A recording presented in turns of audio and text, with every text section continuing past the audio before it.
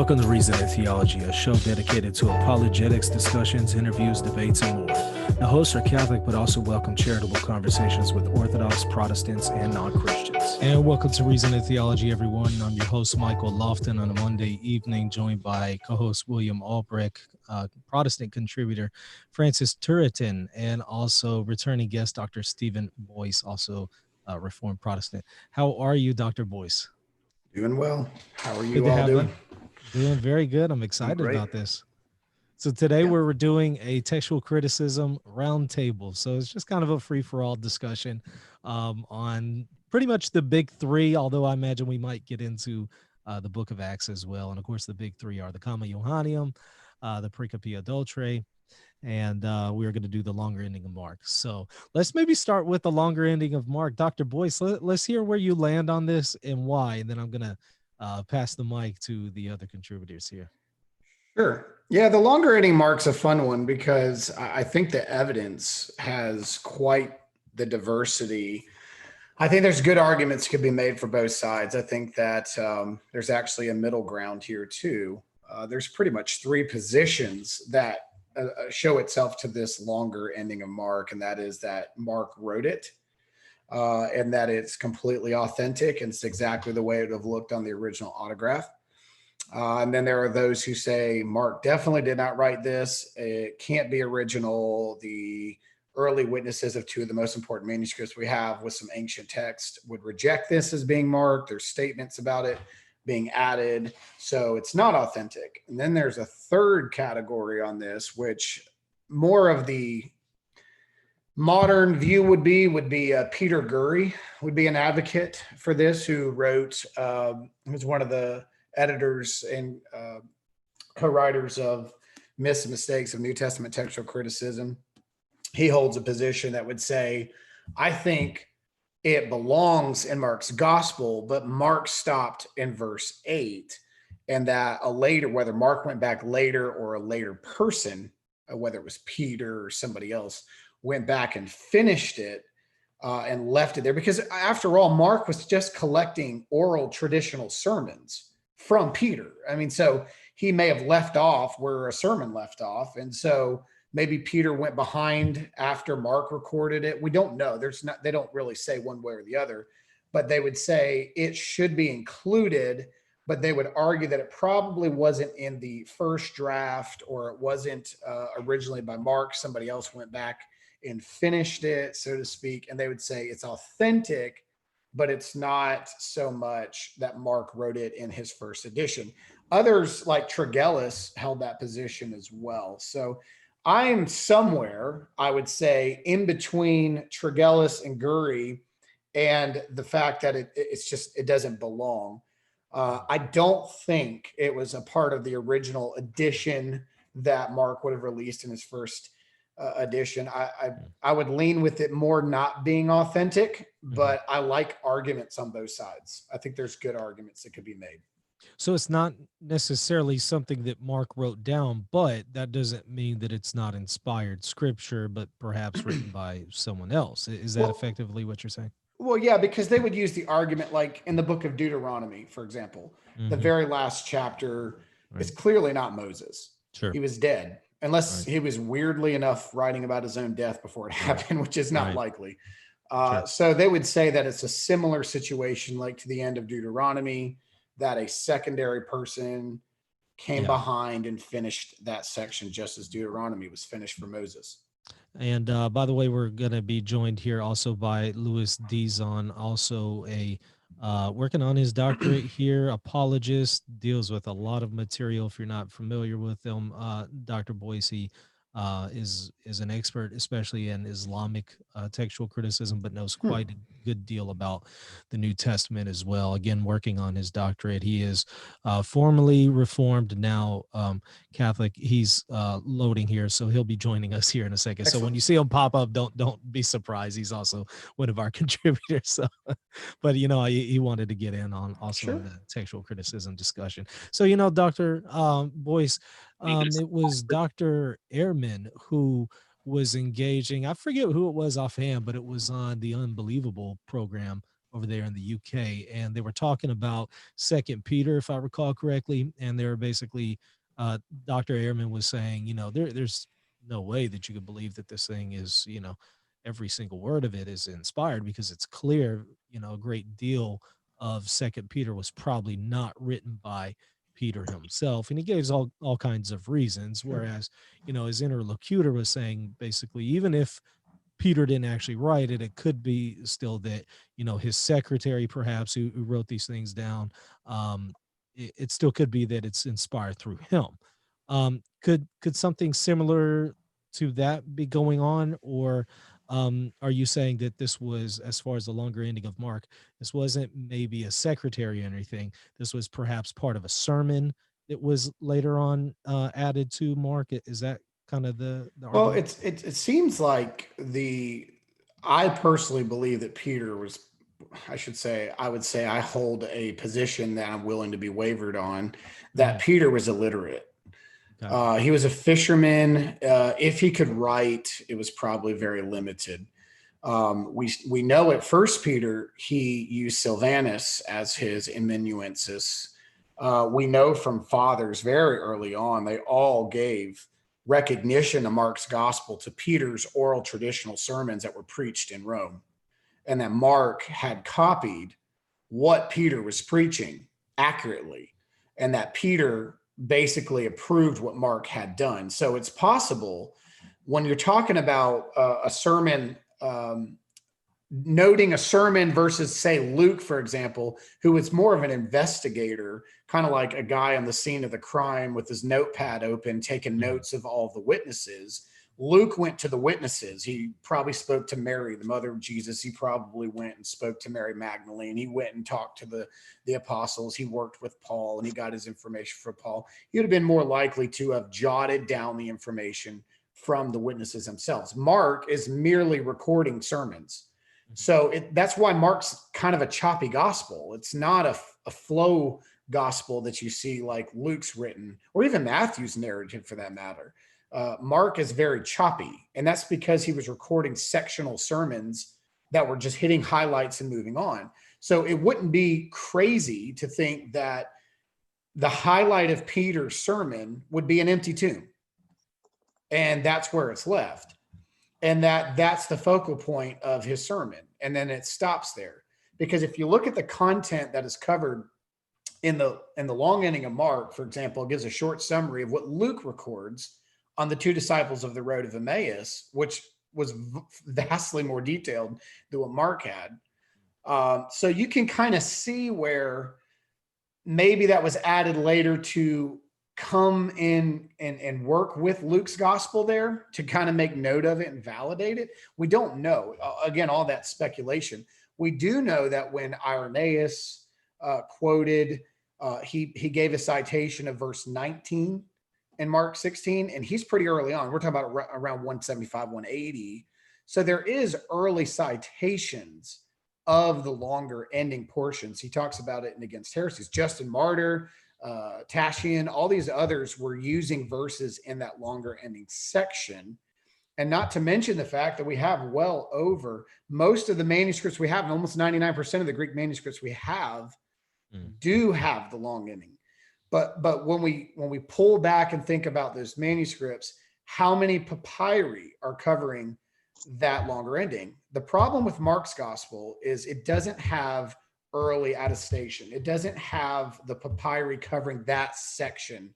We have fragmented pieces from the 2nd century covering chapter 1 that even Dr. Wallace had believed at one point was going to be a 1st century manuscript, but it's not. It ended up being a 2nd century manuscript, but it's very minimal. It covers a very small phrase in just Mark chapter 1. We don't have the papyri evidence for the long ending of Mark, whether it belongs or doesn't, like we do with a P66 or a P75. We don't have that for Mark's gospel. What we do have is two of the most important manuscripts, like Vaticanus and Sinaiticus. And the reason I will focus on Vaticanus more than Sinaiticus is Vaticanus was very consistent with P75 in its major points. And all of the major points that we see in Luke, as well as looking into the Gospel of John, P75 and Vaticanus seem to have come from a same or similar streamline of copying and transmission. So if we take what Vaticanus is there, we can go backward and come up with a pretty reasonable thought that if P75 covered a section like that in Mark's gospel, where would we go with it? We would say, since it was consistent with Vaticanus on all these other major textual variances on a regular basis, it's very unlikely that it would have contained a longer ending of Mark in that manuscript, which goes back to around 175 AD. And again, think about this as well. Where did Mark go after Peter died? He went into Egypt and he became a bishop in Egypt. And the two earliest witnesses of Mark's ending are Vaticanus and Sinaiticus in the Greek text, and they were more Alexandrian. So I'm not saying that's the only argument to make, but we should consider the fact that if the best copies went somewhere in the world, perhaps the better place that would have them is Rome, and also where Mark went. I would imagine that Mark checked his readings pretty frequently. And if he's in Egypt, it seems like the Egyptian readings would be closer. But there are other readings from Egypt that do have it. The problem is we don't have early evidences of that longer ending section. And then there are other texts, for example, like there's 23 of those manuscripts that do have it out of the 99% that do. And they're kind of anomalies. I mean, they have extra endings or notes that express doubt on its authenticity.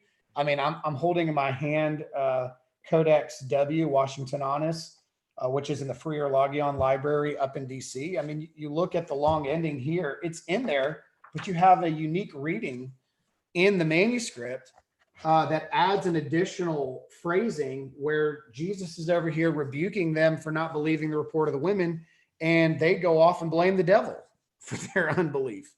And it was obviously a very early witness of this kind of a reading, because Jerome had mentioned something very similar, having read this kind of a reading.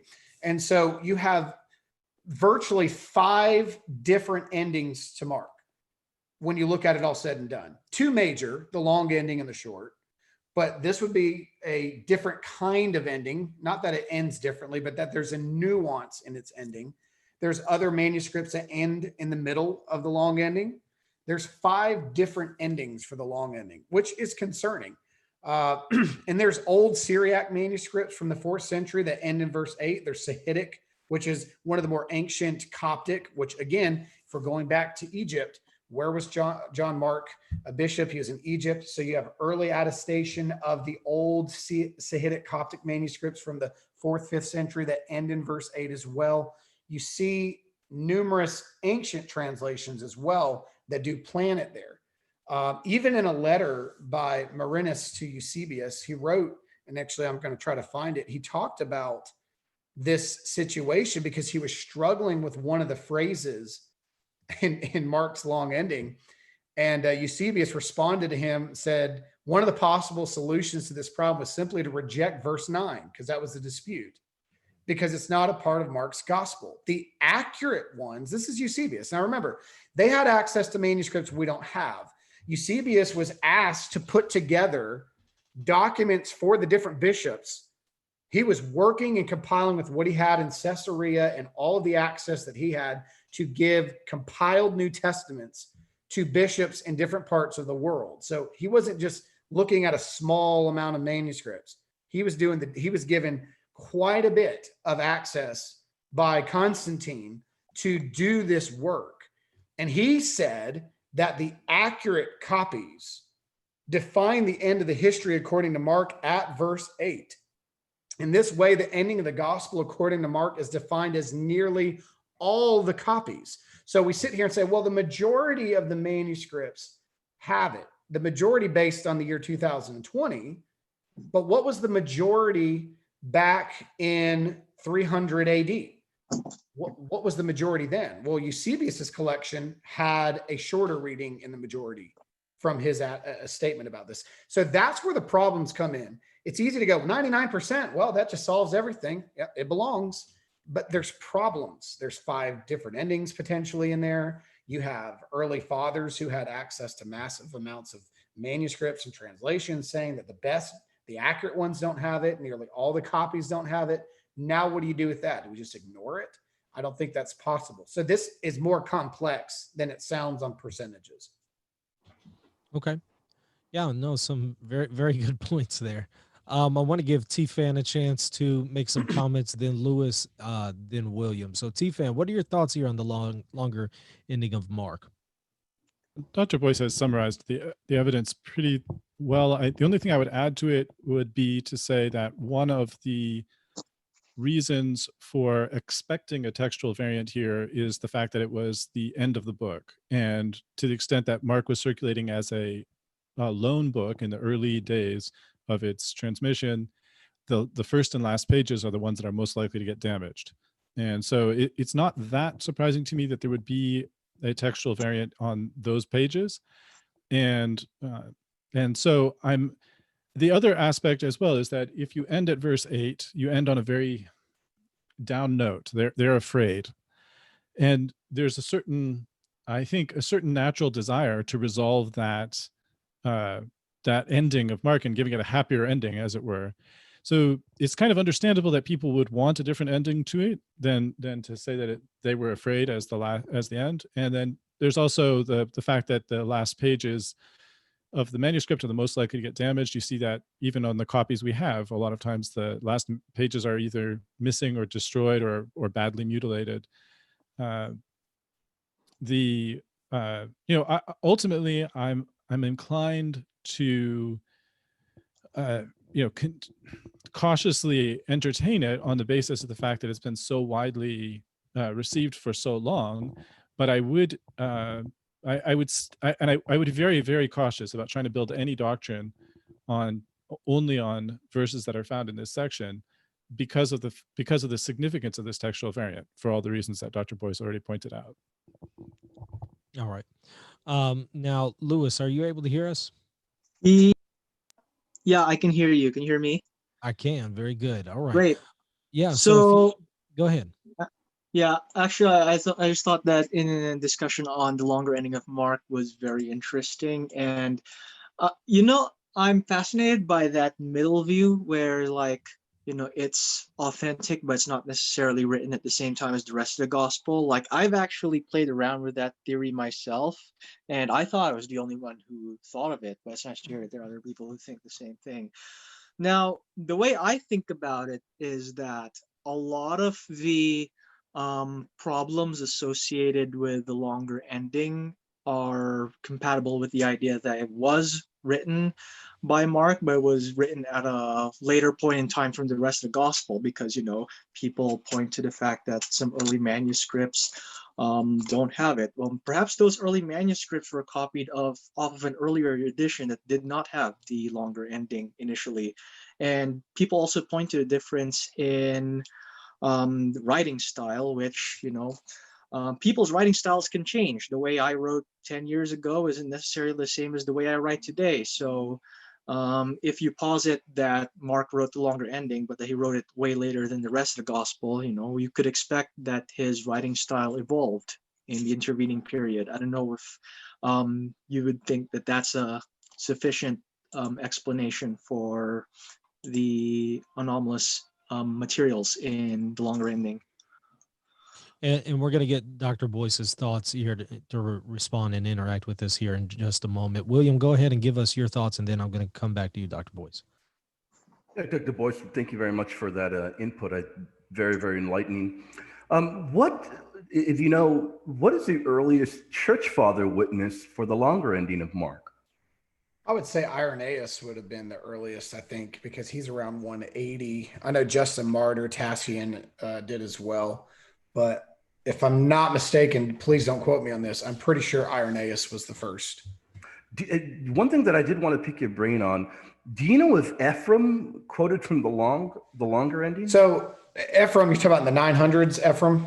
I'm talking about authentic Ephraim, and maybe not Ephraim Gracchus, and maybe not Ephraim pseudonymous kind of Ephraim. I'm wondering if you know by any chance if authentic Ephraim quoted from it.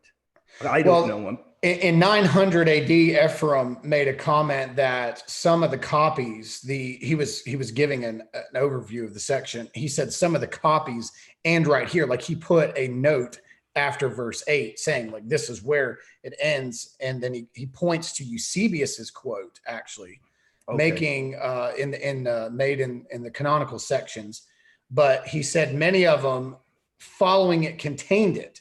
So he recognized the longer and the shorter, and but he didn't lie about the fact that he knew, and I think he said the evangelist ends his section right here in some of the copies that we have. He didn't go into great detail about which copies those were, and again, they wouldn't have given them the names that we have today. So even if they would have gave some random name, it wouldn't have been what we're calling them.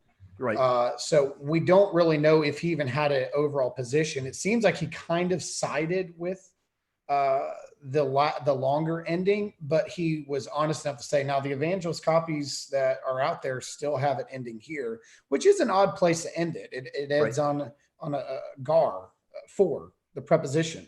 Not many sentences end on that. So it is kind of a odd spot to end it. But if we're talking about the same Ephraim or Ephraim. No, we weren't, but either which one, I know who you're talking about now. I was talking about Ephraim from around 350-ish from. I honestly do not know the answer to that question. Okay. I will definitely check on that for you when we get off the show, though. Okay, because I've heard some people tell me that he did quote the longer ending, but then again, there's a ton of pseudonymous stuff that you don't even know if it's real Ephraim. And I thought maybe if anybody would know, I thought maybe you had dug into that, but no problem at all. So, some of the citations, here's what we will find with a lot of the citations, is that there are attestation to early traditions. Remember, a lot of these things were oral traditions way before they were written traditions.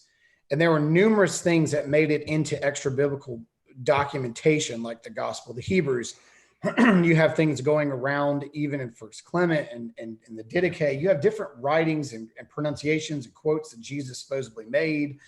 There were traditions that were probably true. And honestly, if we look at the long ending of Mark, most of the material in there would be pretty consistent with what some of the other gospels, like I said, the two disciples on the road of Emmaus. So people think, well, they're quoting this, therefore they must have believed it belonged. And so, well, they don't often say where they were quoting. They might make a phrase that's in a section. That doesn't mean that they were quoting it as Mark. So we need to remember that too. If they're not specifically giving a location or they're commenting on a section, then I don't know if that's the best arguments we can make. I think we should acknowledge it and say, hey, these line up, that quote lines up. But if they're not specifically giving credit to a specific passage or statement or a person, then it's speculation. It might be good speculation, but it's still speculation. Let me kind of try and turn it around a little bit and a unique kind of perspective, Dr. Boyce. If we take the position that longer Mark is not authentic, would that have, and the reason it interests me so much, Dr. Boyce, is I do a lot of apologetics material on the resurrection. Would that affect our belief in the bodily resurrection of Christ? If we were to say, you know what, the majority of the evidence goes, let me change it. Let me say it goes 90-10. 90% is not authentic. Would that affect our belief in the bodily resurrection? Because you frequently hear that brought up by people like Dan Barker, John Loftus, and many others. They say, you know exactly where I'm going here, Dr. Boyce. They will argue Mark is the oldest. It is not in Mark. Therefore, we cannot trust the belief in the bodily resurrection. Can you maybe touch upon that a little bit? Yeah, it's interesting to me. I know that Dr. Carrier goes there as well. I've been in discussions with him about the historicity of Jesus just in the last 24 hours. So that seems to be, and I agree that Mark is probably the first gospel. It just makes sense. I know there's Matthean priorities out there, and I'm fine with that. But I would say that the Markan priority makes more data sense. Yeah. But I still don't understand how that argument can be made, because even with the short ending, you have women coming to the tomb and it's empty. Yep. So it's not an issue of, and again, if you're preaching a sermon, let's tell ourselves already that Mark is a sermon. It's not so much a written letter, although it is, but it is first and foremost a recorded sermon. If you're preaching, what strategy would you give when you bring this climactic moment of an empty tomb Fear is everywhere. It's like, all right, what are you going to do with this Jesus in the empty tomb? And you get to complete the story. And to say, well, that's not consistent with biblical writing. Well, let's go to the book of Jonah. It ends on a question. He asks him a question. Are you right to be mad at the fact that I'm sparing this city with all these children and animals in it? Yeah. And it ends there. Jonah doesn't give an answer. God doesn't give a rebuttal. It just ends there, because I think it was meant for us to pick up and answer, wait a minute, is God just? Did God do right here? I don't see why that's impossible to believe that a New Testament book could end with, here's an empty tomb, here's an open tomb. The women walk away from this scared, and then voila, what are you going to do with this Jesus? Yeah. He's not in his tomb. He's empty. The angel speaks. What's going to happen now? He resurrected on the third day, just like he said, that Mark had already been saying all along. I will die. I'll be taken to the leaders. I'll be killed. I'll be resurrected on the third day.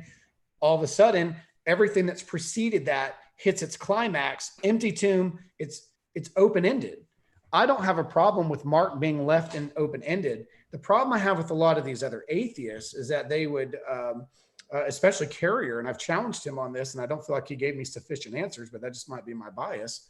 But I asked him, he holds the fact that 1 Corinthians is Pauline. Yeah. Paul actually wrote it, and it's 55 AD. What do you do with chapter 15? He's not talking about a mythological bodily resurrection there. He's using physical terms, even in the Greek structure of death. Yeah. And so he was talking about the witnesses that saw Jesus, beginning with the apostles, that are consistent with Mark's gospel. And then if we go into the other gospels as well. So we have a stream of consistency, in my opinion, of the resurrection. A story ending with just an empty tomb and people freaking out, I think, is an awesome way to put your audience at risk of, what do we do with this? But at the same time, if you're a preacher, you're preaching a sermon and you're in Rome, here's all these Gentiles that you're preaching to, and you tell them about Christ and his resurrection and the tomb's empty. What a great time to stop right there and say, what are you going to do with this empty tomb? What are you guys going to do with it? Yeah. That'd be a great way to end it, is if you're preaching the sermon and Mark's recording it. Yeah, I agree with what our brother just said a minute ago. Perhaps somebody went behind after and said, this is not a good way to end it for the guy that's reading it. Okay, great sermon, but okay, how are we going to end this? And I think that they borrowed things like the story of from Luke and added that into the equation. And by the way, what is one of the other passages of scripture that talks about being snake bitten and not dying? Oh, well, that's Luke again. We're talking about the book of Acts, recording Paul being bitten, and it didn't kill him, and the people freaked out about that. It seems to me, again, this isn't evidence, this is a thought. It seems to me that some of those situations in the long ending of Mark actually borrowed concepts from Luke's gospel and his narrative of the church, and that it would have been more. Now, again, one of our other brothers over there, I think is it Luis or Luis? He had made the comment about that middle ground. You're in good hands. I mean, Tregellus held that position. He was no dummy. In fact, I'll read his quote, because he recognized it was early accepted in the 2nd century, as then the facts of the case and early reception and transmission of this section, talking about the long ending, upholds its authenticity, and as it has been placed from the 2nd century at least. Now, he's honest enough to say, I can't trace this to the first, but it's definitely in the 2nd century, at the close of our second canonical gospel. Of course, he believed in a Matthean priority, not a Markan. Right. And as likewise, its transmission has been accompanied by a continuous testimony that it was not a part of the book originally written by St. Mark. And as both these points are confirmed by internal considerations. So he accepted it based on the fact that it had been faithfully transmitted from the 2nd century. It had church acceptance written all over it. So he was willing to accept it even without knowing if Mark wrote it. And some people are okay with that position, but he was honest enough to say he couldn't trace it into the 1st century. I would not be surprised and agree with Tregellus, except for the fact that I would lean towards rejecting it, that this was something that was traditionally true that helped fill out the rest of the story. And some of that material was probably taken from Luke's gospel, given the fact he mentions the disciples on the road to Emmaus, snake bitten without death. That would seem to be something that happened after the fact. And Paul's own life gave an example of somebody who was bitten by a snake and didn't die. So it seems like that could have been taken from Luke. That's just my opinion. I'm saying we can die on that hill, but Dr. Boyce, thank you very much for that answer. I'll pass it over to my brother Michael, and I'll definitely pick your brain again in a bit. Yeah, Dr. Boyce, I appreciate your interaction there. Did you have any other concluding comments and responses that you wanted to make on Mark before we move on to the next topic? No, unless there's other questions on it, I think I would lean towards it not being authentic. How do you spell that name that you mentioned? Tregellus? Yeah. Oh, why do you do this to me? Let's see. Tregelles. Tregelles. Thanks. He's a phenomenal worker with manuscripts and thoughts, so he'd be a good one to look up. All right, so the next one here, the Comma Johannium. Oh. Let's get into this one. Dr. Boyce, where do you land on this and why?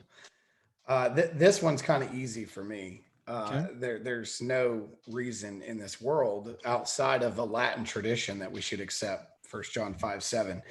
There's only 10 Greek manuscripts that have the Comma Johannium, and only 3 of them have it in the form that we have in, say, Stephanus's 1550 edition or in Scrivener's current edition that is used today by most Trinitarian Bible Society Textus Receptus people. So we don't see its earliest attestation of it in the Greek text, not the margin, in the text, until manuscript 629, which is, go figure, a Latin and Greek diglot, meaning it's Greek on one side, Latin on the other. So we can already see that the earliest witness in the Greek text is actually borrowing it from Latin, and it's 14th century. Okay, so we're talking about 14th century. In fact, we know the date is somewhere between 1362 and 1363, and it's the earliest known Greek manuscript with it in the text. In fact, Elijah Hickson, the other editor, he's a good friend of mine, excellent scholar in textual criticism. He was the other cut with Peter Gurry. He wrote an entire article on this very thing and actually took a picture of every single manuscript in Greek that has it, margin or in there, and walked through the differences in it. Did a phenomenal job. In fact, he and I talked a little bit about it just today.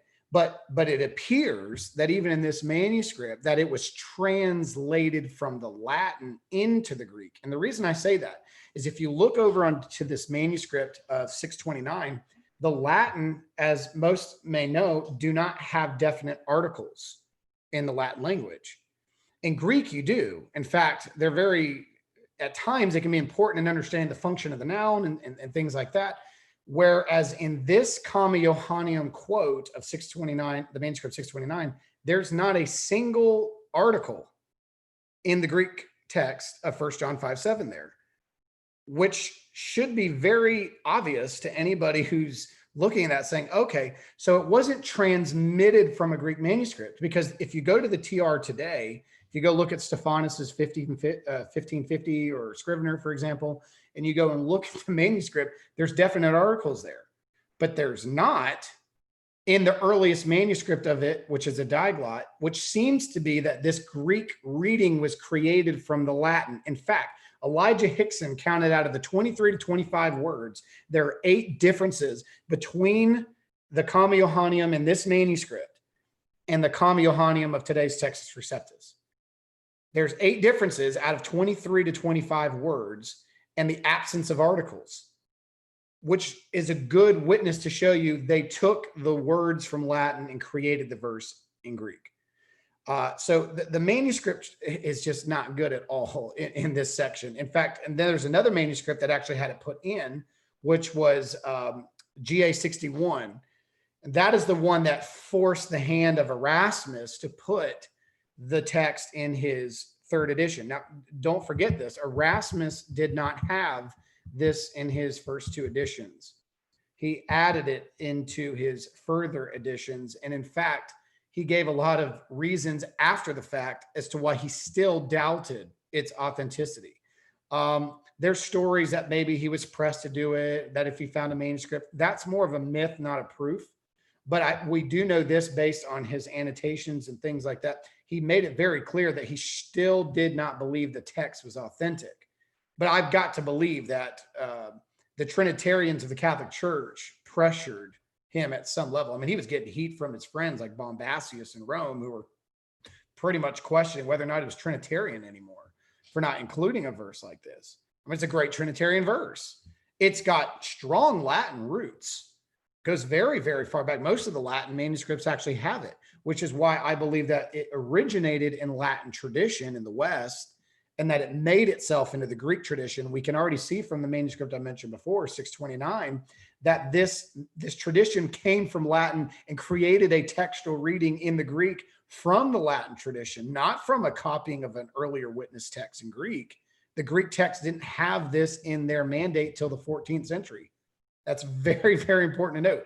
Are we saying that the Greek churches and all the manuscripts that were Byzantine, Alexandrian, all of them that covered this section of First John were lacking this the whole entire time?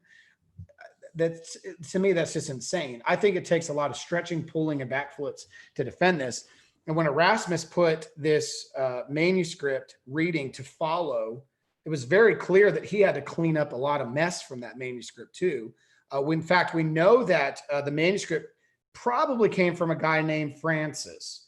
In fact, I have a note on here. It says the manuscript was copied by Francis because the copyist always wrote in his work, Jesus, Mary, and Francis.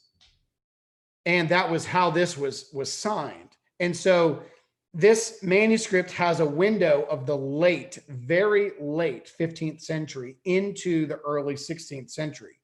That's how possible this manuscript is.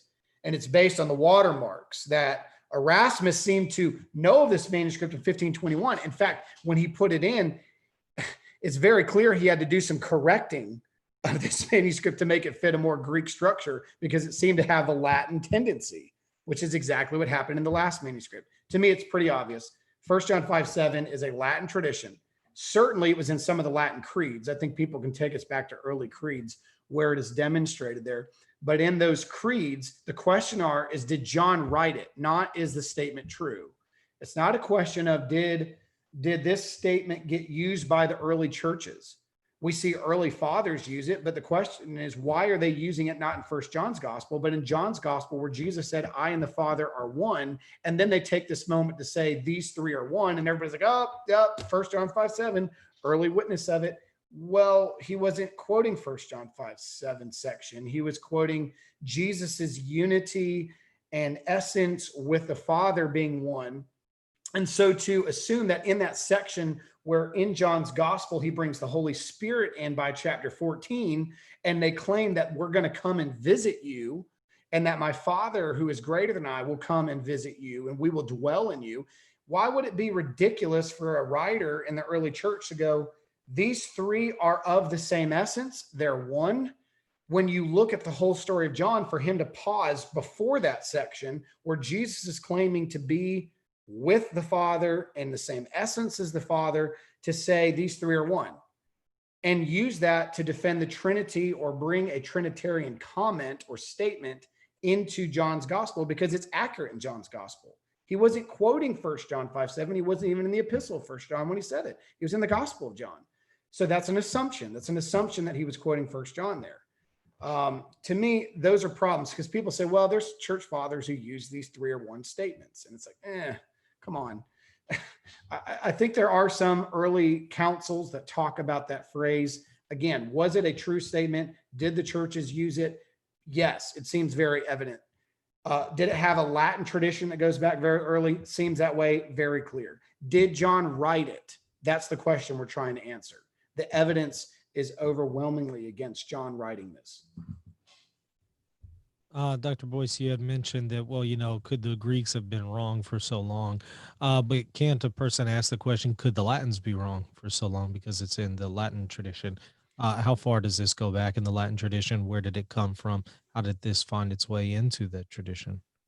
Well, I think it's early into the Latin tradition through creeds, even into the potential 2nd centuries, 3rd centuries. But again, when we're talking about the Greek tradition, we're not just talking about in Greece, we're talking about the Byzantine texts as well that were in the East. We're talking about readings that have a more Caesarean style of reading, as well as those in the Alexandrian. It's various locations in the East and down in the northern parts over there. The only place that really adopted this phrasing or even using credence to it is in the West, specifically where the Latin was being brought in. So the question is if this was a true statement being used by the churches, why is it lacking in a lot of the gatherings of the fathers? For example, when they were debating about the issue of Arianism down in Nicaea, verses like 1 John 5:7 never even came to the equation. Of course, it's a Trinitarian versus using a verse like I and my Father are one, but the Trinitarian verses were never used by the fathers in defense of the Trinity at that point, or even against Arianism, or even the thought of Gnosticism. If this was a widely received reading from John, we need to be able to provide the documentation of its wide reception, not just in one location. Again, it's not a matter of if the statement is true, and it can even be accurately used in the phrasing that 1 John 5:7 has. I could walk away and preach John 14's the Gospel of John in chapter 14, preach through the whole chapter and conclude and make a final assessment in my conclusion of my sermon and say, in this passage, we see the Father, the Son, and the Spirit all functioning together and indwelling the believer, and these three are one. I could easily do that and still make that statement and say it's accurate, it's defendable. The question is in the section of 1 John, did John put those words in that section? And the overwhelming witnesses and evidence, not just in the Greek, but in the other ancient languages outside of Latin, it's not there in that section as well. All right. And then the sections that do have it, we have differences and marginal notes that are much, much later in the 15th, 16th century. All right. So, Francis, T-Fan, you have an opportunity to jump in here, and then Lewis, and then William. So go ahead and give us your thoughts. It seems to me that it's almost certainly an interpolation. There's the problem of the Greek manuscript tradition, although I know that some, advocates, modern day advocates of the comma will say that there's not many ancient manuscripts that have the verse, and therefore not a lot that are missing this. But the oldest, I think we have one papyrus that has the verse and it doesn't have the interpolation. And the wording of the interpolation is a little bit odd. It doesn't say Father, Son, and Spirit. It says Father, Word, and Spirit, which seems to be more of a 4th century way of putting things. And if I'm not mistaken, that's the first clear examples we have of this wording, Father, Word, and Spirit showing up in the tradition. So it seems very natural that it's just a Trinitarian gloss from the 4th century that's been accepted into the Latin tradition and then only came in very, very late into the Greek tradition through back translation. And since we know that it came in, Erasmus version came in that way, and when we see that the other evidence is very uncompelling in terms of it being preserved as a Greek reading. So I think it's worth, because of the widespread Latin use, it's probably worth putting in a footnote or something like that, but I would not accept it as text. I would not suggest that it's a strong Trinitarian argument because of the fact that it doesn't appear to be original. So but I would agree that if it were original and that the Greeks knew about it in the time when the Trinity was being debated with the Arians, it's hard to imagine they would not have at least mentioned this verse. So anyway, I think Dr. Boyce and I are essentially the same position. Lewis, your turn. What are your thoughts? Actually, I have a question about the whole question of church fathers and the comma, because there are some Textus Receptus promoting sites on the internet that have attempted to find possible quotations from the church fathers that they believe are of the Comma Johanneum. And there's one that I'm looking at particular that has a list of them. And one of the people that they cite is actually Athanasius. So there's a quote in his disputation against the Arians where they believe that he was quoting from the comma. And I wonder if you're familiar with the quote in question and whether you'd be able to address it. Yeah, again, when we go back to these citations, again, I would never doubt the statements that people use that phrasing, and some of them have gone back into stating that it came from John. For example, I just like with Tertullian, I hear all the time, Tertullian used these three are one, but again, he was in John's gospel talking about the relationship between the Father and the Son. He talks about the Paraclete, which is John 14. So when Tertullian is writing about the Paraclete, which is from John 14, and he's using the phrasing of I and my Father are one earlier in John's gospel, and he's making an argument for these things, my TR friends would say Tertullian knew of the Comma Johanneum. No, what Tertullian did is he used a line in the Comma Johanneum, but once again, was he using it in First John? Did Athanasius have access to manuscripts that were possibly in the Latin that had the phrasing already there? Absolutely.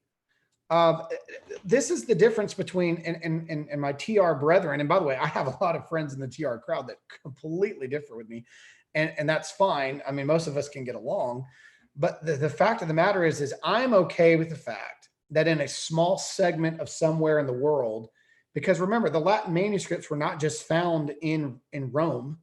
Latin manuscripts were circulating all over the place. Latin had taken over quite a bit of the dominance of language and transmission of text. It almost replaced Greek in becoming the universal language. So Latin manuscripts were not just found in one single location. So if we're talking about Athanasius later in the fourth, and he has a citation that attributes it to John, or even in the Epistle of John, could it be that he was sitting there making an argument of these three are one? From John's gospel, sure, he could have done it. From John's epistle, sure, he could have done it. Who's to say that he was sitting there making a bold assertion about it the way that we're saying he did? See, the problem is people want it to be in the text. They need it to be in the text. And they will look for any citation that resembles a single phrase in that text by ignoring all of the other evidence. The issue isn't, is there evidence for 1 John 5:7? Of course there is. The question is how much evidence? And are we going to build an entire argument off of flimsy information like a Tertullian quote, who is making a distinction, who obviously on numerous occasions love to use the phrase, these three are one, all of which were dealing with the Spirit of God, with John the Baptist at the baptism of Jesus, dealing with the Father's statement or the Son's statement to the Father in John's gospel, his relationship with the Paraclete in John 14. All of these statements from Tertullian are coming from the Gospel of John, not the Epistle of John. So for us to assume that he was making a Comma Johanneum statement is far-fetched. He was making a proclamation of those three being one, because using the statement, I and my Father are one, was not foreign.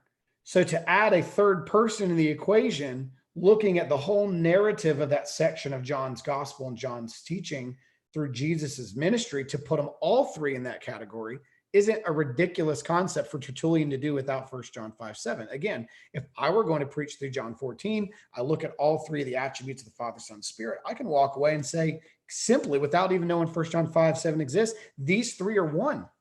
They're one God. They're one unit. They're functioning as one. It's a right place. And do not forget this. A lot of the TR people that are defending the Comma Johanneum are defending it from a Trinitarian standpoint. But a lot of oneness theology guys are defending 1 John 5:7 too, because they don't think it's teaching a Trinitarian doctrine. They think they're teaching oneness. So it's interesting to see how the oneness people team up with the TR people to defend this reading, but they're defending it for two totally different doctrinal purposes. I am not disputing the fact that there's early attestation and citation of it from different places. It's used at some of the councils, as I said earlier, but some of the major issues of doctrinal defense, when we look at Nicaea, as I said, we don't see them using arguments like that. And I agree with our brother who just said a minute ago, you would think that would have come up at some point. But again, yes, I'm not denying the fact that there's early citations of it at all.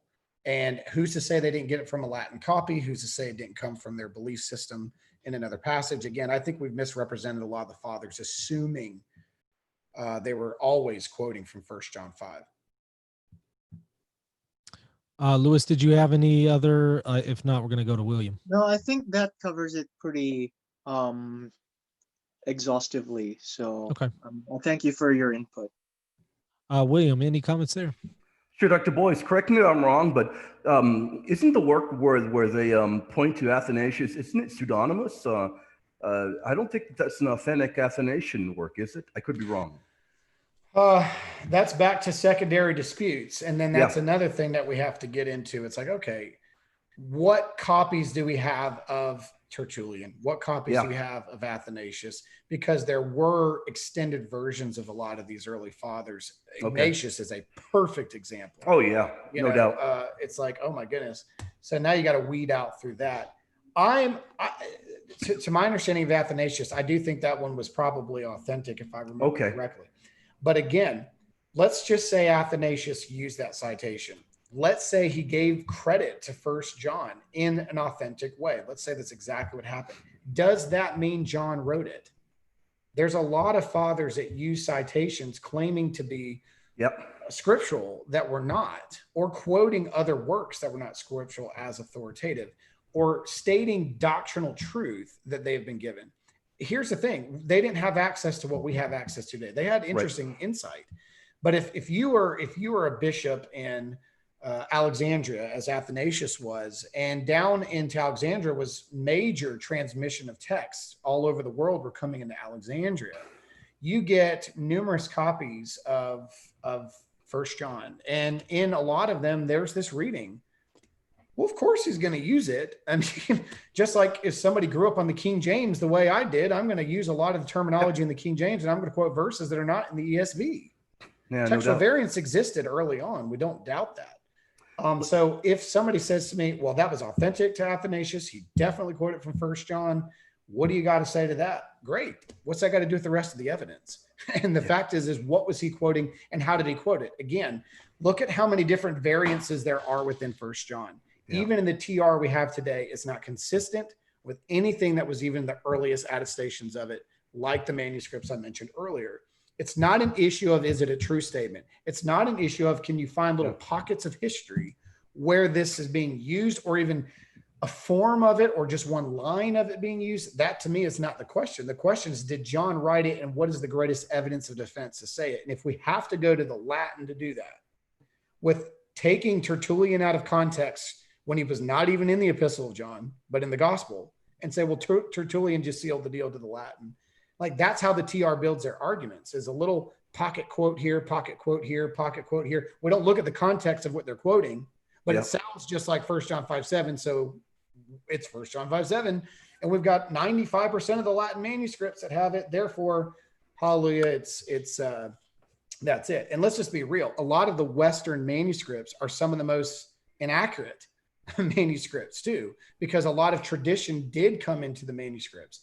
You look at Codex D, which is a very important manuscript in the sense of its ancient age as an uncial, it's 5th century. But man, there's some weird readings coming out of that manuscript. A lot of liberties of the scribe. It seemed like he was quoting from a very interesting and very solid manuscript, but chose to take numerous liberties and add weird readings into it that would be considered westernized in some sense. But think of, I mean, even like things like in Mark's gospel, did Jesus heal the man out of anger? Oh, yeah. Or compassion? Well, only one manuscript has him doing it out of anger. That's D. So again, we see traditions come into the manuscripts. It happens. Just like we have to deal with textual variants today, they had to deal with them then. Where's the evidence? I think Ephraim actually does quote the anger part, which is quite interesting. Which I'm fine with. I don't know if I agree with. I know Dr. Ehrman would, and I know Dr. Wallace would actually agree with Dr. Ehrman. And Dr. Brown as well. What's that? Dr. Brown would argue for that as well. I think it's interesting. It's fun to explore. I don't know if I'd go to the lengths that they go. I don't know if I would make an entire argument off of one single manuscript like Codex D. If it were a different manuscript, I might entertain it. But these guys are far beyond my capacity of textual criticism and doing it many, many years. I think they make compelling arguments, but I even know some of Dan Wallace's students, I won't list any names, would vehemently disagree with him on that. Now, let me present something to you and get your thoughts on it. I have never, ever seen St. Augustine quoting 1 John 5:7. You can correct me if I'm wrong. Of course, I've seen the allusions that people point to try and say he's definitely quoting from it. I don't think he ever quoted from it. Not Now, directly. now let me ask you this, Dr. Boyce, and you can tell me. You know what, William, you're just really jumping the gun there. If Augustine was a major catalyst, and we know he was at Hippo in Carthage, would it have been likely that perhaps Hippo in Carthage did not have this edition? What are your thoughts on that? Well, there is arguments that some of this kind of reading came out of the Carthage area. Whether it Is there any came from proof? not from Augustine's standpoint. Right. I would say Augustine did not. Again, we're talking about a phrase that can be biblically true in a lot of places. Oh, yeah. So you're going to read phrasings when you get to a John 14 or Romans 8. Romans 8 talking about the Spirit who raised Jesus from the dead. And then it talks about the God himself, the Spirit of God, the Spirit of Christ. You see all three attributes of the Holy Spirit indwelling the believer, all three parts. It's hard not to go into a passage like that and walk away with some theological assertion that sounds a lot like 1 John 5:7. If you believe in a Trinitarian doctrine, and again, I'm like Tertullian. If I'm sitting there and I'm looking, I and my Father are one. And then Jesus builds this whole argument that he has this unity with the Father. He's one in purpose. He's one in essence. He's one in function. And then he comes and builds his argument saying, hey, I'm leaving you and I'm going to send one just like me, the Comforter, the Paraclete, and he will be in you and he will bring back to remembrance all these things. He's going to be one of the same kind as literally what Jesus said.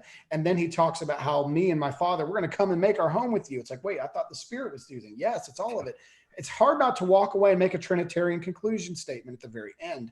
So when we look at a lot of these fathers, like Augustine, who was clearly Trinitarian, oh yeah, he's going to make assertions that are going to sound like a 1 John 5:7, but he doesn't directly quote it. Never does. 1 John 5:7. Yeah, I'm with you there. I'm 100% with you there. He never does quote it.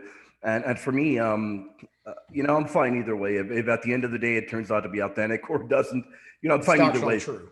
Right. Yeah. I mean, for me, the way I look at the evidence, Augustine never quotes it. He was a major catalyst for Hippo in Carthage. I'm going to say the evidence leans in favor of it not having had it. But of course, I'm sure a lot of people are going to pick up rocks and try and throw them at my head. But I'm fine with that. Dr. Boyce, thank you very much. I'm going to toss it over to my brother Michael. Yeah, we don't have a whole lot of time left. So for this last round, let's go through the Comma Johannium pretty quickly, just compared to the other ones, because I still want to get to some chat questions. So Dr. Boyce, can you tell us where you land on this one? On the one we just talked about? I'm sorry, did I say Comma? I'm sorry, the pericope adultery. I apologize. Oh, yes, sorry. I'm reading the chat and doing a couple things all at the same time. I apologize, sorry. Yeah. So that's probably the one I've definitely spent the most time on. I've written an entire article on it. I've done 2 debates on it. That passage to me is simple after spending at least 200 hours in total examining different manuscripts of it. That is a shaky passage. I don't think it fits in its grammar. I do in the syntax. I'm not willing to die on that hill, even though in the debate I did with Dr. Riddle, he grossly misrepresented my statements in my article and wasted half of the cross-examination on it. And honestly, it doesn't fit in the narrative either. It actually disrupts the narrative. It actually pushes the fulfillment of the Feast of Tabernacles a day late for Jesus. In that passage of scripture in chapter 7, he was saying, whoever drinks of the water that I give him will come out of him rivers of living water. He was talking about drinking of him. And what he did on the Feast of Tabernacles is he refused to build tents and participate in the festivities. So he went straight to the temple on Tabernacles. It's God in the temple, so to speak. And the feast would require priests that would go down to the pool of Siloam, and they would grab water in their basins and they would sing the Hallels all the way up to the temple, dump the water around and circle the actual altar there. And they would sing and chant and shout, Hosanna, save us. And so here's Jesus while they're doing their festivity in chapter 7 saying, I'm the water. If you drink of the water that I give and just believe in me, water will come out of you, eternal water, living water, a river of living water will come out of you. I am the water, just drink of me. He was pointing to their festivity and saying, I'm it. Well, later that night on Tabernacles, and if you listen very carefully to that text in chapter 7, this took place on the last day of the feast, the very last day of Tabernacles. In chapter 8, verse 12, Jesus makes a proclamation, I am the light of the world. He's fulfilling an Isaiah prophecy. And in that passage of scripture, if you take the woman caught in adultery out of the equation for a minute, and you allow the water and the light there's two festivities. At night, they would hold up the lanterns and try to duplicate a little bit of what happened in Egypt, being guided by a light out.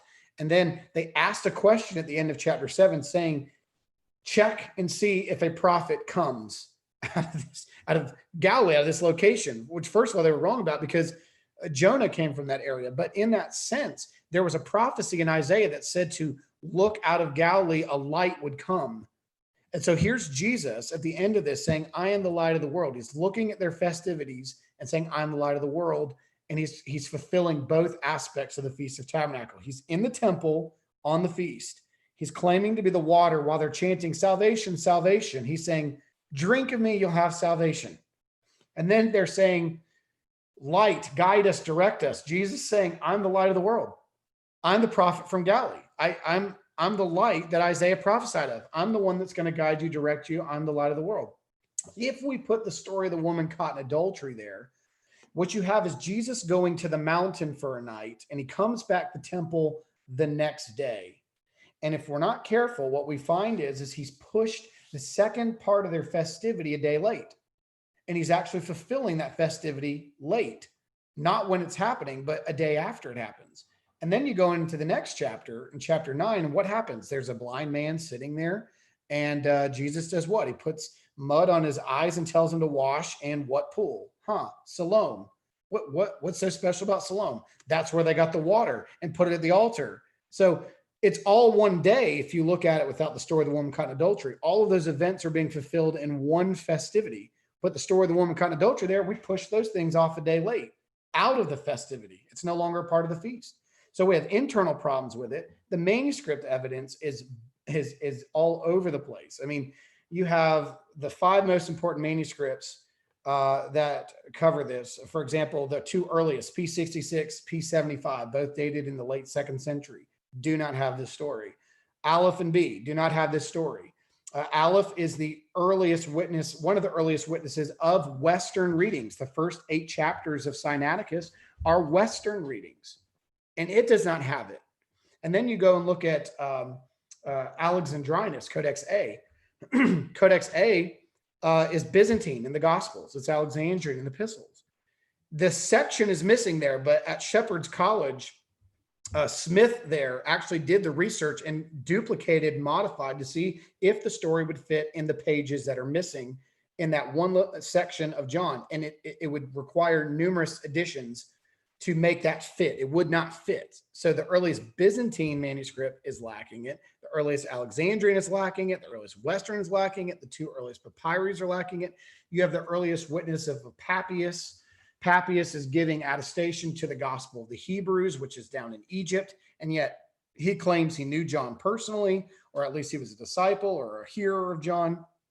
He's not giving credit to John. He's giving it to a non-biblical gospel down in Egypt used by Jewish Christians. The earliest Sahidic of the Coptic, in the Syriac and the Ethiopic and the Armenian, none of these manuscripts, the earliest witnesses do not have it. We do not see this story come into the tradition until the 5th century in the manuscript I mentioned earlier, Codex D. It's the first one. And then when you have the manuscripts put together, there's 7 streamed readings that von Soden looked at the internal and said there's 7 streamed readings compiling to make this one story. And Maurice Robinson, Dr. Robinson, who actually believes it's authentic, who publishes the majority text, the Robinson-Pierpont majority text, he makes a defense of it, but he's honest enough to admit that out of the 7 readings of von Soden, Mu 5, Mu 6, Mu 7, that those 3 readings are different, and that different streams come in. In fact, I have a list somewhere where they're all sitting side by side and which ones came from which streams. If you look at a majority text and look at the readings in the manuscript or in the text published by Pierpont and Robinson, you'll see where each line came from. He even lists it for us. There's internal problems. Some manuscripts have it in Family 13, have it in Luke's gospel, right before the triumphal entry. There's all kinds of issues with the story of the woman caught in adultery. Did it happen? It seems like it. Didymus the Blind talks about gospels that contain some story like this. There's a Syrian document called Didaskalia. While giving an example of the leaders and churches on how to conduct themselves towards people, he used this illustration about a woman who was caught in sin. There was never adultery mentioned in Didaskalia. Didymus the Blind did not mention adultery. Papias did not mention adultery. None of them mentioned adultery. They just mentioned there was this woman who was caught in sin. None of these attestations give credit to John. In fact, Didymus is saying gospels plural. Like, so what's that about? Did it circulate? Well, we know that Papias said that there was a story like that in the Gospel of the Hebrews, which is based in Egypt. Didymus the Blind's in Egypt. Perhaps he knew of it in that in a manuscript there. Perhaps he had a gospel manuscript of John. Maybe he had it in Luke's. We don't know what he was referring to when he said that in the plural. But again, there's all kinds of problems with that reading anytime you look before the 5th century. And then when you see it in the 5th century, it's all over the place. And then you have problems in the ancient languages of translations, in the transmissions of the text, how the text was transmitted. People say, oh, it's in over 1,000 manuscripts. Yeah, but those manuscripts can't get on the same page of the details either. Some of them start in verse 3. Some of them don't have the details. Some of the manuscripts tell you what Jesus wrote on the ground. Some tell you what Jesus actually wrote. Some of them don't say he wrote it all. There's so many problems internally with that story that it seems like it was a traditional story that was true, an ancient oral tradition that was passed into the churches that they loved and adored, and it found its place right there in John 7. I do not think it makes sense. I actually agree with Dr. Ehrman. It seems like that they were making an educational point for Jesus not being illiterate. Earlier in that passage, he was questioned about his education, how he was able to do all the things he did without the education of the Pharisees that they were giving in their schools. And we see in that passage, Jesus was able to read. He was able to speak. They talked about how great of a speaker he was. Well, there's just one credential missing in his abilities, and that was writing. And if we have the story of the woman caught in adultery, it is the only passage of scripture we have of Jesus ever writing. Now, I do believe that in other passages, it's indicated in the grammar that Jesus could read and write with the scrolls that he read from. But in reality, this would be the only passage where Jesus is physically writing, which would prove he wasn't illiterate. And I agree with Dr. Ehrman on that point. I think that is one of the reasons it was placed in that section. Sorry for the long answer. Not a problem. It was very good. T-Fan, you're up. I have a different take, but largely similar. I don't think it's originally part of the gospel. I also don't think it's an authentic account. I think my best guess would be that it's taken from the Gospel of Hebrews, which is an apocryphal gospel that was known to people like Didymus the Blind, although of course, obviously he didn't read it per se as he is blind, but he had the ancient equivalent of Audible, I guess, by having other people read to him. So I don't think he was, I think when he says something generic like Gospels, and then we have a possible source based on other accounts that it may be the Gospel of Hebrews as a source, that explains the early origination of the story. And I think that adequately explains it without having to believe that it was an authentic story that was passed down, just that it was a popular story that was passed down. And I would definitely not accept it as authentic. And I wouldn't even, I guess it's probably worth putting in a footnote so people don't wonder what happens to those verses if you maintain the old versification. But I would not suggest that this has any real claim to authority in terms of being God's word or in terms of being inspired. And if I'm willing to acknowledge that there's some chance that it's nevertheless relating an authentic story, but I wouldn't rely on it for doctrine in any way. All right, Lewis, you're up, and then William. I don't have much to add other than that I agree with T-Fan. It's most likely not an authentic part of the Gospel of John, and at best it might be recording um an actual like story about something Jesus did that somehow circulated independently of the Gospels until it got inserted into the text of John. But I don't see the case for it being an original part of John as being anywhere near persuasive. Okay, and William, your thoughts here? Thank you very much for that. Dr. Boyce, you can correct me if I'm wrong. I am unaware of any Greek fathers outside of Didymus that quoted from it. Are you aware of any? Because I know an argument for people that do argue for it would be going towards Didymus. I've heard them do that before, but you would think, at least in my opinion, if it was authentic, you would have found it. And then they'll bring up Didymus being having been one of the leaders of the catechetical school of Alexandria. But you don't have Origen or Clement or any others in that from that catechetical school, as far as I am aware of, that ever quoted from it. What are your thoughts on that? Oh, they didn't. They quoted a story similar to Didymus the Blind quoted a story similar to it, but he gave credit to it to Gospels, whatever that means. Whether that was John, I know that people try to say, well, he was talking about the Gospels collectively. It's like, well, that doesn't make any sense at all. The Gospel of the Hebrews had it more than likely. That would have been in his region. He'd have been familiar with it. He would not have accepted that as canonical, but it's still a gospel account, so to speak. Now, we do need to recognize Augustine did mention a situation about this story. In fact, he was saying that people in his area were ripping it out of their copies of John. He mentioned John's gospel due to the fact that it was looking like adultery was being excused. So, safety measure, because it looks like Jesus just let an adulterous woman get off scotch-free. I mean, right. Like, hey, she's, go and sin no more. That's your consequence. A little slap on the hand. So they had problems with it, with the marital side of things, thinking, man, people just get away with adultery. So he had made mention that there were people who were ripping it out of the Gospel of John. So it is likely then that it did exist in his day, in John's Gospel, which again, the earliest Greek evidence of it we have is 5th century, and he would have been somewhere around that time, maybe a little bit earlier. I don't know what year the manuscripts were that they were ripping it out of. But again, if it is a true story, and I'm okay if people don't think it is, I'm not mad about that at all.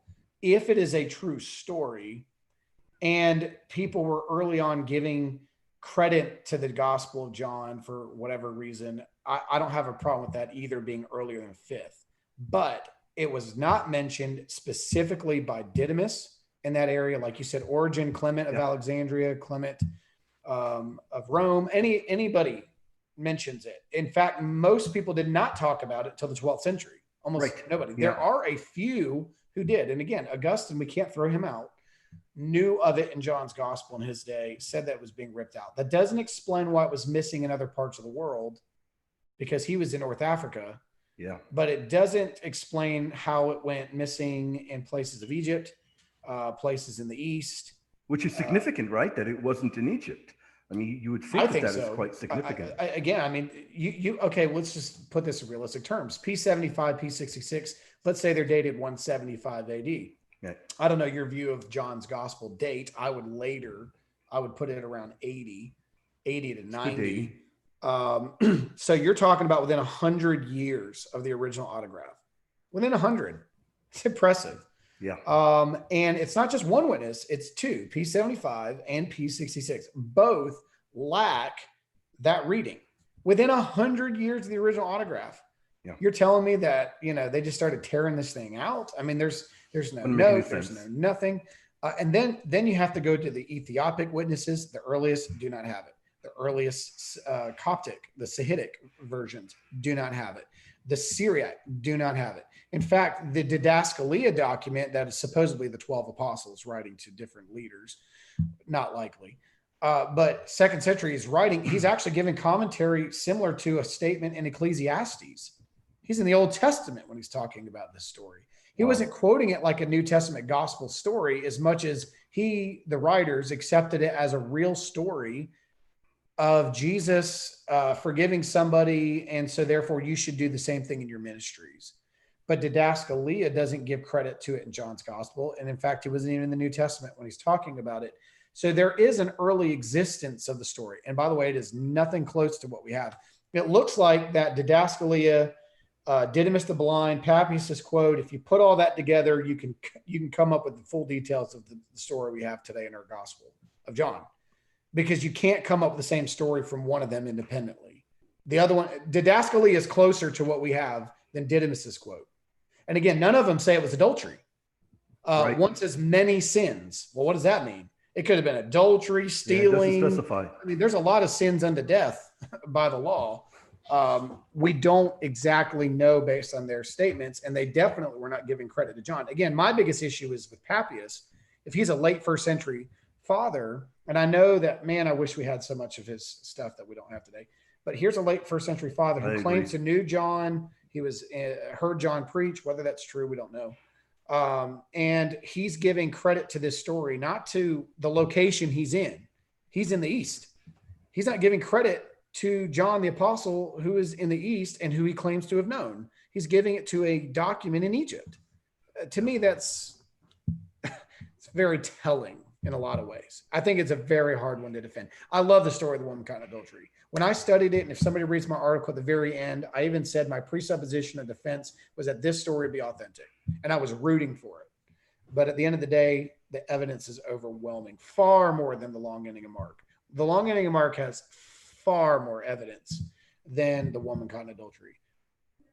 Thank you very much for that, Dr. Boyce. I greatly appreciate it. Michael, I'll toss it back to my brother, Michael. Yeah, so there are a few chat questions here that I want to get to. I saw one from Hercule earlier, is actually a super chat, and now that I'm trying to pull it up, it escapes me. But the question effectively was going based off memory here. Did any of the early councils or dogmas rely on the longer ending of Mark, was the question. So anybody who wants to ask that one or answer that one, I'm sorry. I've been doing all the talking. We'll let other Yeah. people start. Any takers? Did any of the early councils or dogmas depend on the longer ending of Mark? I'm not entirely sure, Michael. I mean, I'm a little bit caught. As far as early councils, I don't think so. If you're going into the late past the medieval period, perhaps they do. Can't think of anything off the top of my head. I can't either. Definitely no dogmas, and Definitely I can't not. think of any Oh, no. councils that referenced it. But maybe there are some. If you can, I think it's an interesting question. Did they say depended on? Yeah. Well, I mean, depended on, no. Were there people that were part of certain councils in certain parts of the world that were quoting verses from it? Yes. Depending on it? No. Yeah. Not dependence. There's no doctrine that you're going to find in there. In fact, you might come up with baptismal regeneration if you're interpreting one part of it, but it really wasn't used as doctrinal defenses. Yeah. This one is from Benjamin for Dr. Boyce. What consequences are there for the Vulgate, given the idea that the comma and longer ending of Mark aren't authentic? What are the consequences for it? Yeah. Well, I don't know everybody's position here. I grew up in TR onlyism, and I was King James only. So to say that something's not authentic means basically that the whole word of God is untrustworthy. So I don't know the position of the gentleman who's asking the question. So I might, be offending somebody. So I'll be very careful. I do not hold the position anymore that if these verses are not authentic, it damages our view of Scripture. Yeah. I don't think the whole Bible should be thrown in the trash if 1 John 5:7 is not authentic, as I've been told a large portion of my academic life in the TR movement. What it means is we have to deal with the same problems that all the church fathers and early witnesses had to deal with, and that is that they noticed differences in manuscripts and had to make choices. I would say that if we're looking at the Latin Vulgate, one of the best guys for this is Erasmus. Let's take the Protestant bias out. He was Catholic. He refused to reform, even at the advice of Luther.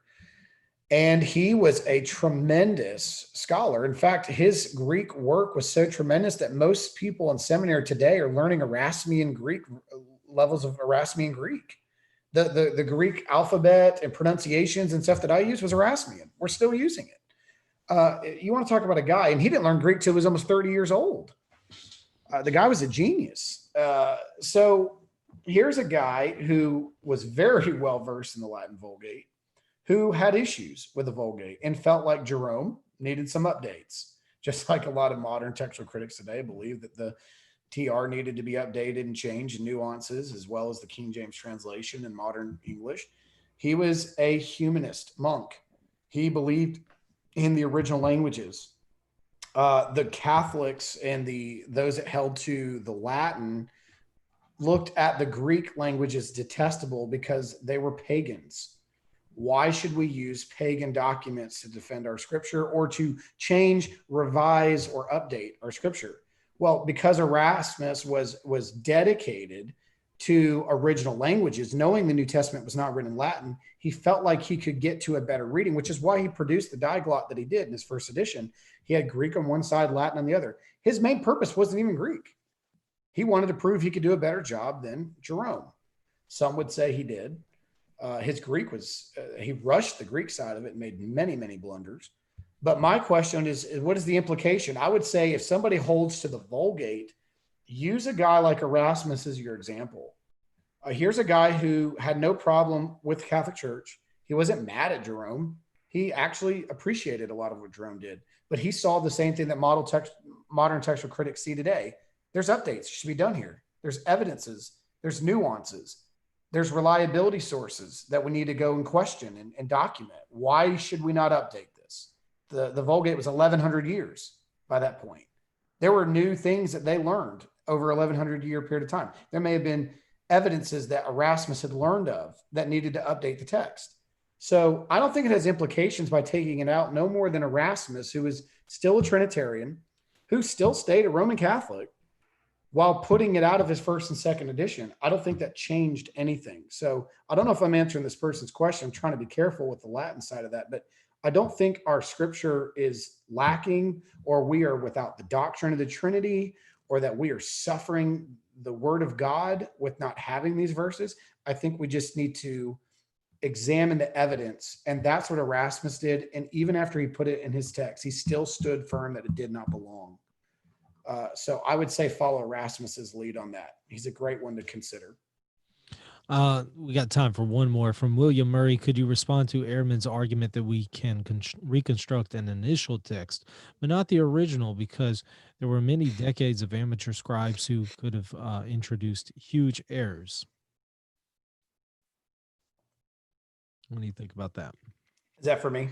Yeah, that one is directed to you. Yeah, I continue to go back to this, and I know that Dr. Ehrman is out of my, the guy's a genius. In fact, I've learned a lot from him, reading and studying him. He inspired the current dissertation I'm doing in my second doctorate. He gave me an idea, and I'm running with it. So Dr. Ehrman deserves respect on an academic level.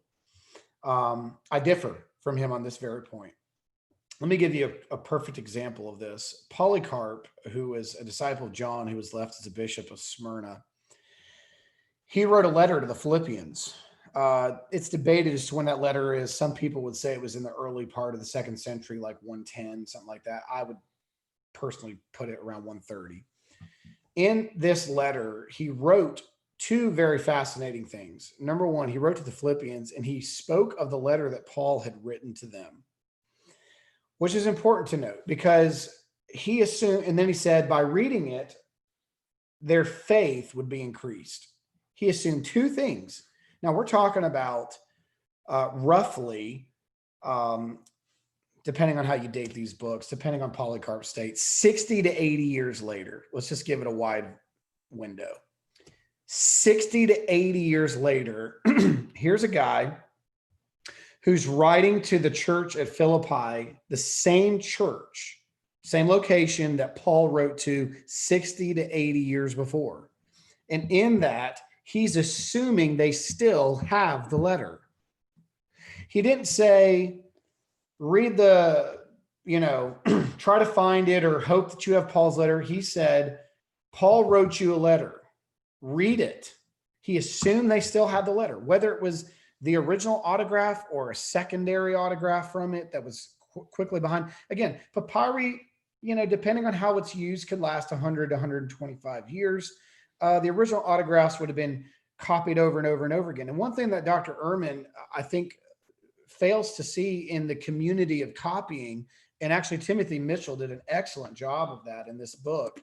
It's actually, I believe, the first chapter, is how first century authors would distribute the original language or the original autograph to the public domain, and all of the secretaries and the accountability facets they would have before they released it. And that they would not just release a single original autograph.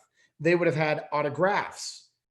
The original writer would have kept a copy for himself, and then they would have distributed one into the public for them to distribute. Because once you put it in the public, it's free for all on it. But the original writer could adjust and correct anything in the community off of his original text, and any of his secretaries that would have had it who were capable of correcting it. So we have this idea that these guys were just sitting in a barn with a thing of straw in their mouth, like some farmer, copying these original autographs and handing them to the churches. I mean, as long as the authors were alive, they were still able to control the transmission and correct things. Jerome did this with his own writings. He was sending stuff out that was going across the sea, and people were butchering his work on Psalms, and he was going back and correcting it because he was still alive and able to do it and say, that's not what I wrote. People were quickly adjusting and correcting incorrect citations, butcherings, tamperings, and so the same thing is true. So here's Polycarp, 60 to 80 years after Paul, assuming that the church still has the letter Paul wrote to them, and that in reading that letter, that they can spiritually grow from it. So he believed it had power and ability to change them. It was an authoritative letter, and that it was still there in Philippi that many years later. And we have manuscripts that are not far removed that have existed from the time Polycarp was writing that about Philippi. Not exactly in the same years, but not many years after, we have witnesses of that. So I have a hard time believing that, well, we have copies of copies of copies of copies of copies of copies of copies argument, when it's like, well, wait a minute. These churches that Paul and Peter and John and the other apostles had started, again, Clement went to Rome. He was a disciple of John. I would say he was probably taking some pretty accurate copies with them. You have guys like John Mark who went down to Egypt. I would say he was able to control a lot of the transmission in Egypt. To me, that is an important aspect to understand. If John Mark is in Egypt, many years after Peter is dead, he has copies in his community. As a bishop, he can correct and transmit better ones. Many years after Mark was written. Mark didn't just write it and say, all right, well, whatever happens to this copy, so be it. That's not how this worked. It worked with Mark, who is still alive, as all good authors would, if people were ruining their work, would correct it and bring clarity to any confusion. Mark would have been down in Egypt navigating, controlling, watching, and transmitting accurate copies in his location. And we have witnesses pretty early on of these gospel accounts. I do not buy into the rhetoric of copies, we lost transmission. We don't know. When we look at all the manuscripts that we have anyway, and less than 2% of all textual variances are actually viable and meaningful, well, we didn't really lose major anything. And he even admitted himself, Dr. Ehrman even admitted in a debate with Dr. Wallace, that no major cardinal doctrine is hinging on a single textual variant. With all that we have spread out, the same is true, even in these situations. I do not buy that. How could Polycarp assume they still had a letter from Paul to the Philippians, that they could still read it, still grow from it, as if he knew they had it in their church? Whether it was the original, I don't know. Was it a second? Possibly, more than likely that would have been the case, but they still had the letter. That's how I'd answer that. Well said. And that's all the time that we have. Dr. Boyce, I want to thank you for coming on. You are welcome on again. I'd love to get you on again, perhaps a little bit of a different topic, but I'd love to still have you on again if you're willing. So we'll talk off the air about Absolutely. maybe some different topics that we can have you on. T-Fan, Lewis, I appreciate y'all coming on. Sorry, William had to duck out there a little bit early. So William, thank you for coming on. Everyone, thank you for watching this show. And also, Dr. Boyce, did you maybe want to put in a plug for anything that you're doing right now? There's so much happening. I don't even know where to put the plug. I'm just trying to finish my dissertation. Yeah. I'm about 30,000 words in. I got to be done by January, have it hardbound, doing Codex H, which is in Jerusalem, covering First Clement, Second Clement, Epistle of Barnabas, 7 letters of Ignatius, and the Didache. So I'm doing a lot of work on those documents. It's exciting. It's fun, but I'm getting to that burned out stage right now. Right. But I got can to finish imagine strong. 33,000 words. I got 20,000 more to go minimum. So Oh, wow. Looking forward to it though.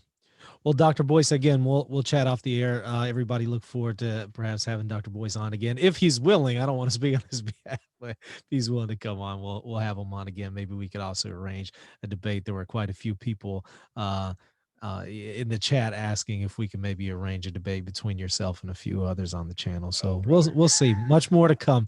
But again, everyone, thank you for watching. Please comment, like, subscribe, share this on your social media. Go ahead and subscribe if you haven't already, because we're about 3 subs away from 4,000. So try to get the content out there and help us grow this channel. Again, thank you all for watching. God bless.